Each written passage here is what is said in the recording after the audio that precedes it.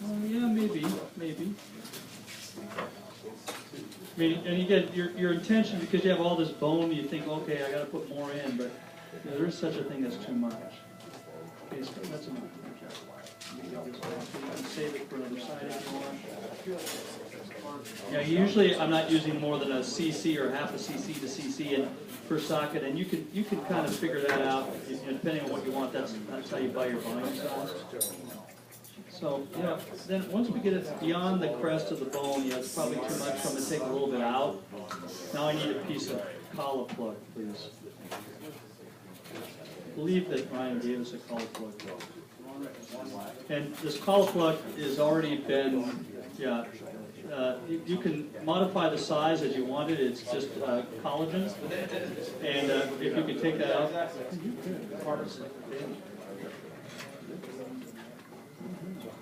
And then if we had a, percent. So then the collagen plug, it's compressible, and once you get it wet, it'll be a little bit sticky. And you don't need a lot of it, just a little piece. And I typically use it dry. I mean, and we put it in the socket site and essentially press on it. It'll shrink a little bit when you put it in. And you don't want it sticking out too far, but this is to help get a seal on it. It's not wet. And many times when it bleeds in, this is the material that you get from Zimmer. Yeah, hollow plug. That's the trade name. Okay. And so then, it's at the crest. You think, well, that's going to fall out. So what I typically do is put a suture over it. Although I'm not keen. I mean, I sometimes will just press this in with a Q-tip or a cotton applicator. And as far as the retention or how long it's retained is kind of variable. But I'll go ahead and put a, thank you. You can press it into the socket with a cotton applicator like that. I mean, that works pretty good from my perspective. Press it apically because you want it essentially inferior to the crest. And then, do you have a, I know you have suture somewhere, but thank you. We'll go ahead and suture this one. Now, yeah, close. And I got my stuff over there. Oh, there it is.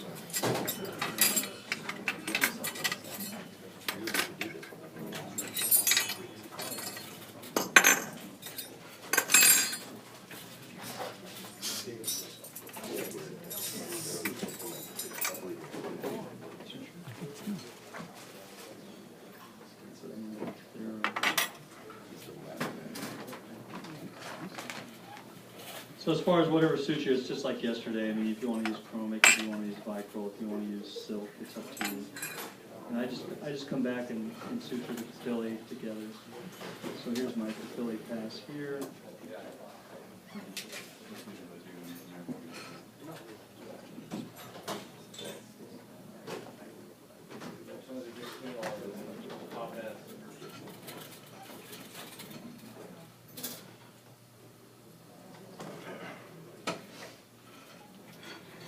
Again, you're trying to preserve this attached tissue.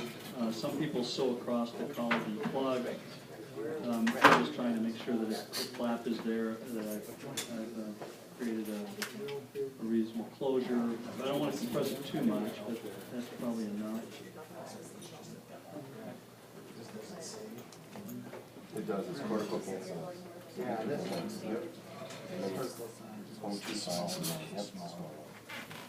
Well, yeah, if you look, I think it's hard to see. This will kind of span across the collagen, so it helps to hold it in.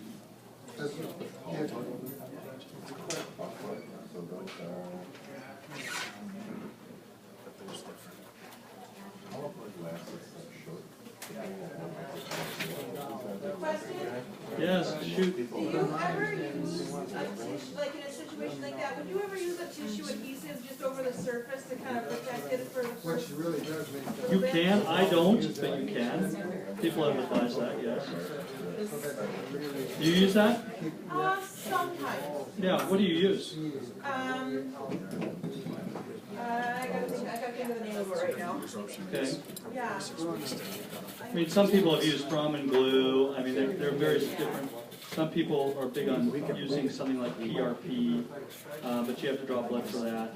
There's lots of formulas. There's a material called Tissio, which people use. It's a fibrin material. Don't use super glue.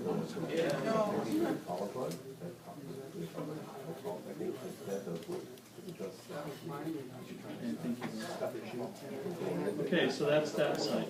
All right. So we've got socket preservation, sutures. Yeah, I usually let the patient let them fall out, but if they want to remove them, I wait about a week's time. When they come back, you'll probably see a little bit of depression in the socket, but not a big deal. Yes, I would put. You want to do that? Let's do it. All right.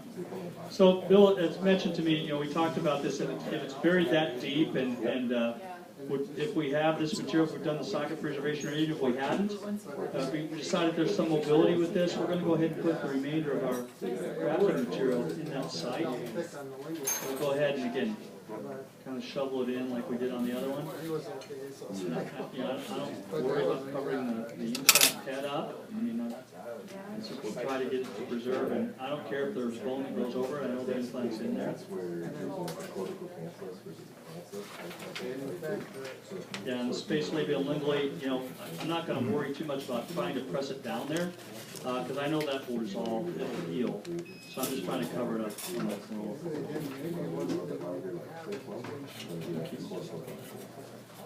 Right. In that particular case, yeah, I'd probably stop with that. There's no we could use another piece of the collagen over the top of that if you wanted to, or you could just simply put sutures in one or the other. It just depends what you want to do. I don't think it's hard either way. I'll go ahead and put a suture in it.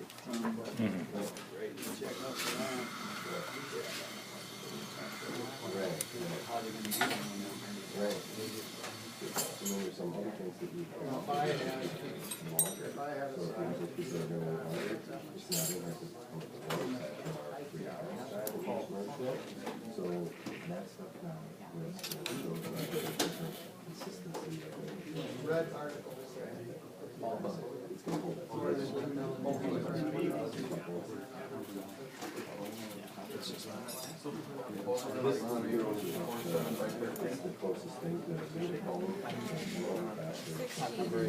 He put bone over there. Over the top of the top? Yep. Because it was set really There's a deep. gap in there. Too deep. And it was gap. Okay. Yeah, we're going to do a membrane on the. I heard that. We're going to use a membrane on the defect. Oh, I thought you were choosing.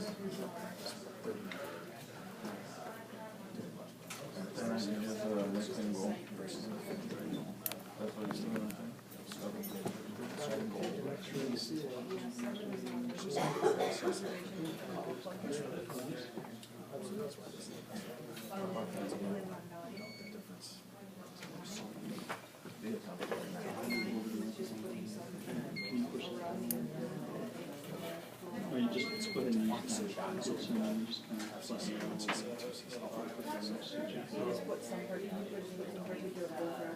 Just the Woodson that we used yesterday. And then the number 9 periosteal was the carrier. Like I said, if you want to use that syringe, you can. There are packers that are made to force, like amalgam players, to force it down into the socket. It's just something, you don't have to pack this so tight that it's going to you don't have to use that. You should give it some constitution.